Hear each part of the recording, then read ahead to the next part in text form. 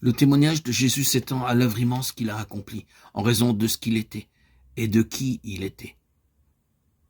Celle qu'il a réalisée en premier lieu, le Fils de Dieu est paru pour détruire les œuvres du diable. 1 Jean 3,8. Cela débuta avec le péché et il prit cette question dans son ensemble, ce travail du malin dans la vie de l'homme.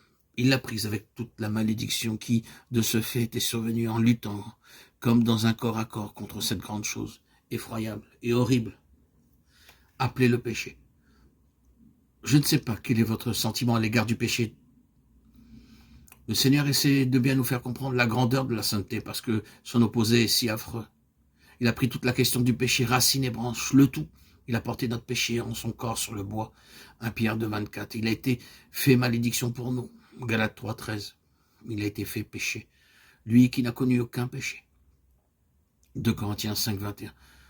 Tout le péché de tous les temps, dans chaque domaine et dans chaque homme fut pris par lui et fut intégralement, définitivement traité.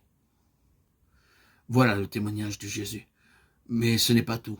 Alors qu'il a réglé la chose même, il est remonté à sa source, cette source en personne, le prince de ce monde. La puissance des ténèbres, l'esprit qui opère maintenant dans les enfants de la désobéissance, Éphésiens 2,2, et tout son puissant royaume. Il s'en est occupé, il s'en est chargé, il a chassé le prince de ce monde. À présent, le prince de ce monde sera jeté dehors, Jean 12,31. Oui, il est remonté à la source de tout cela, Satan lui-même. Il l'a anéanti, il l'a détruit. Remercions Dieu. Vous vous dites, on ne le dirait pas, cela ne semble pas être le cas, Satan paraît être toujours là. Eh bien, cela dépend de quelle manière vous considérez la chose.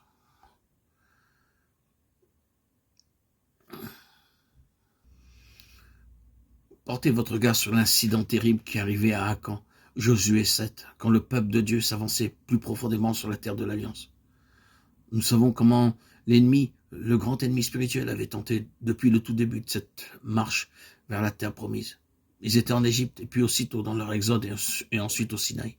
Comment de manière persistante, ils cherchaient à faire éruption et à arrêter ce mouvement en s'immisçant, en se heurtant à ce peuple, essayant d'une manière ou d'une autre de faire échouer ce mouvement en y faisant irruption. Là, ils entrent, ils avancent et de nouveau, l'ennemi survient et trouve un terrain chez cet homme. Akan est un terrain de convoitise. Il était convenu de manière certaine que rien dans tout ce royaume et ce domaine n'était exempt de la malédiction que Dieu avait prononcée à son égard.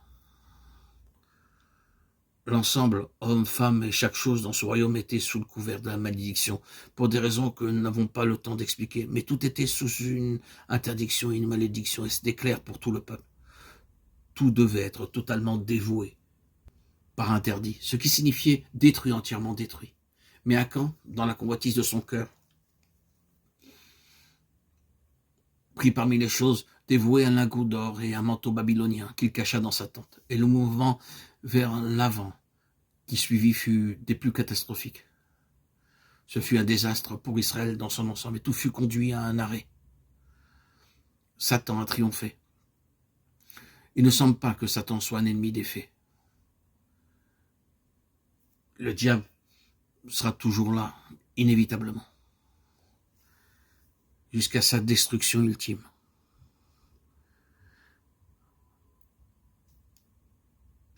Restons donc dans l'espérance.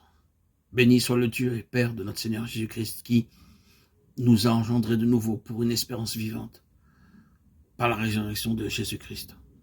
1 Pierre 1,3. Gardons en nos cœurs cette espérance vivante. Ce sont les souveraines grâces, sagesse et puissance de Dieu qui prennent simplement place dans nos cœurs, dans nos vies, dans notre existence.